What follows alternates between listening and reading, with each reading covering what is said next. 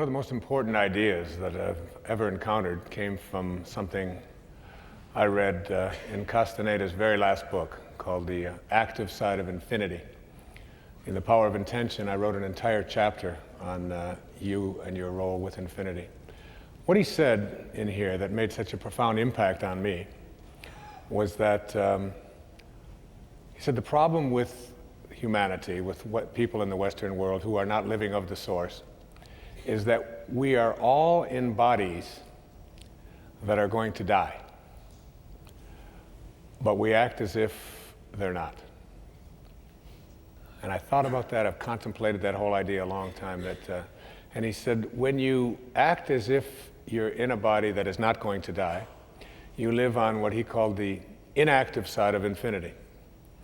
And our objective here in connecting to intention is to move ourselves to the active side of infinity. The active side of infinity is the place where we recognize our infinite nature. And so we understand what Jesus meant when he spoke of you are in this world, but you're not of this world. And almost all of us believe that we are in this world and that we are of this world as well. And we can't get past that idea. So that to move and understand our infinite nature is one of the more complicated and difficult things to do, but once you get it, you get it.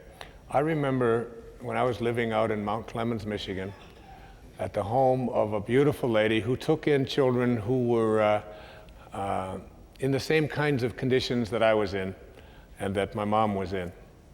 I was born in 1940. My mother had 3 boys under the age of 4. I was the youngest. And my father, when I was about 1.5 or 2, just left.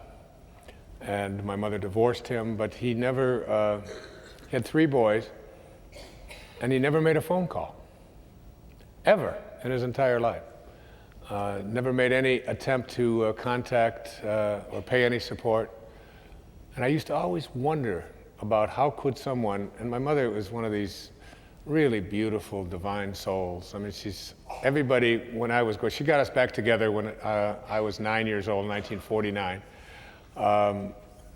And all of my friends always wanted to come to our house because our house was the place where there was no judgment, it was fun, we always had a good time, there was always something to eat for everybody.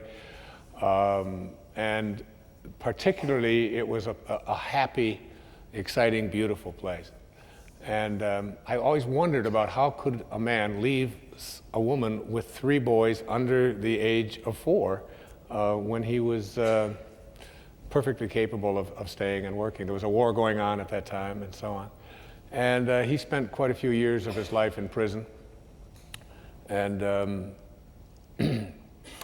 and I had this gnawing internal kind of desire to meet this man and to find him, and I used to dream about him. I was filled with anger about him and so on. And the turning point in my life came when I shifted my perceptions about my father. My father, all I knew was his name. His name was Melvin Lyle Dyer. I knew he was born in 1914. I used to go to sleep at night and dream about meeting him. I used to wake up filled with anger, sweating sometimes. I would have these dreams where I would fight with him in my sleep. And I'd wake up just soaking wet, filled with anger. And in all of those years, up until I was 34 years old, in 1974, I dreamt about him almost every single night. And I always would ask my mother to see if she could tell me something about him. Where was he? What she never wanted to, she's just filled with rage towards this man. So I got a note in 1974 or 73 informing me that my father, this was from a cousin that I didn't know I had. Her name was Dorothy Phillips. And she told me that my father had died 10 years before, 1964, at the age of 49, of cirrhosis of the liver. and that he was buried in Biloxi, Mississippi, and that he died in New Orleans. And that's all the information that she had.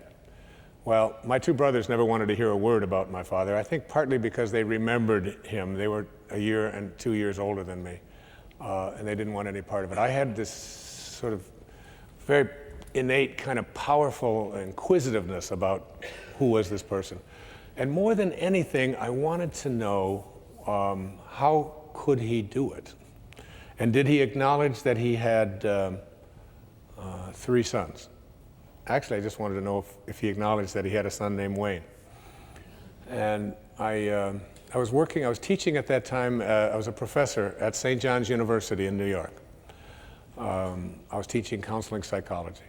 And that was the time of a lot of the things that Lyndon Johnson had put into effect called the Great Society, and they were integrating some of the southern schools and so on. And I was given a job with the federal government, a temporary job, to just a part-time thing to go along with my professorship. I was to fly down to a place in Mississippi called the Mississippi State College for Women in Columbus, Mississippi. And I thought to myself, I had just found out recently, I don't even know exactly how far back it had been, but I had found out that my father had died. And I looked on a map and I saw that Columbus was only 200 miles from Biloxi, and I knew that my father's body had been shipped as an indigent from New Orleans to Biloxi. So I got down to Columbus, and I sat in on classes and I wrote up my report on the civil rights laws and whether they were being honored and so on. And then I rented a car, and it was a Friday afternoon. And the car that I rented was a 1974 Dodge Coronet. It was blue. And in those days, they only had the lap belts. They didn't have the shoulder belts, the shoulder harness. So this car, as weird as this all sounds, and my life at that time was really shaky. I was drinking. I wasn't in a good kind of relationship I wanted to be in. My writing wasn't, I just couldn't seem to put it all together. I was overweight. I had very little discipline, and I was very much ego involved in my life. And, but I always knew I had a different kind of a destiny, and I just couldn't seem to get, and this stuff with my father was always there, this internal kind of rage. And so I got in this car, and the car was at an Avis rent-a-car place, and nobody had ever rented the car before. Nobody had ever driven the car before. It had 0 miles on the odometer, like 0.6 or something. It had been trucked in that day to be rented by me. So I rented this car. I got in, and I went to put on the seatbelt, and I put the left belt on, and then I reached under to get the right belt, and there was no right-hand belt. Now, I was a fanatic about wearing seat belts and so on. So I got out of the car, and I wanted to find this belt. And I took the seat out, and I put it on the ground. And there, taped to the floorboard of the car, was a plastic, wrapped in plastic, was the buckle. And there was a rubber band around it, and the whole thing with masking tape was taped to the floorboard of the car, I guess to protect it from cutting the upholstery or whatever. So I took the stuff out, I took the rubber band off, I got the whole thing out, I put it up, put the seat in, reached in to put the buckle on, and inside of the buckle, there's a business card in this brand new car. And I looked at the card, and it said, Candlelight Inn, Biloxi, Mississippi. And on the back, there was a map imprinted on how to get to this Candlelight Inn. And I just had one of those flashing kinds of strange moments and said, that's weird. But I didn't think any more about it. I just put it in. I said, somebody at the factory, whatever it is. And I put it in my pocket. I said, but I'm going to Biloxi. So I drove to Biloxi. It was a Friday afternoon, and at the end of August. And I pulled into the outskirts of Biloxi. Welcome to Biloxi. And I pulled over, and there was a gas station there. I drove into the gas station. There was a telephone with a yellow pages. And I went and looked up cemeteries. It's the only clue I had. And there were 3 listings, 2 very large listings and 1 real small minor listing. So I called the two. There was no answer at the first. Nobody answered at the cemetery. Second one I called was busy. So I called this tiny little number, and this man came on, and I said, and he had a southern drawl, and I said, I'm calling to find out if there's a Melvin Lyle Dyer who died in 1964. I believe that was the exact date. And would he be buried at your cemetery? And he said, well, this isn't really a cemetery, but they do bury people here. He said, I'll check. And he was gone for at least 10 minutes. And he came back, and he was rifling through Coca-Cola boxes that they had brought Coca-Cola. And this is how they filed things in Mississippi in those days. And he said, I found your father's record. He was buried here in 1964. I said, well, I'm on a journey. That's my father. I've been searching for my father for my whole life. I would just like to go to, where he's buried. He said, well, it's not really a funeral home. He said, your father is buried on the grounds of the Candlelight Inn. It's a true story. So I reached in my pocket, and I said, I've got a map. And I drove to this little place. This was like the turning point in my life, when I began to believe in the active side of infinity. And I went to this little marker on the ground. There wasn't even a gravestone there, just a little marker. And it said Melvin Lyle Dyer. I'm not exactly sure of these dates, but I'm pretty sure it's 1914, 1964. And I stood there, and when I went in, the man said, well, he said, you can leave. When you do, just put the chain up over the fence and over the driveway with it. And I said, okay. And I was there. It was about 5:15 or so. And I stayed there for almost 3 hours. It was dark now. It was 8 o'clock. And I just cursed at my father.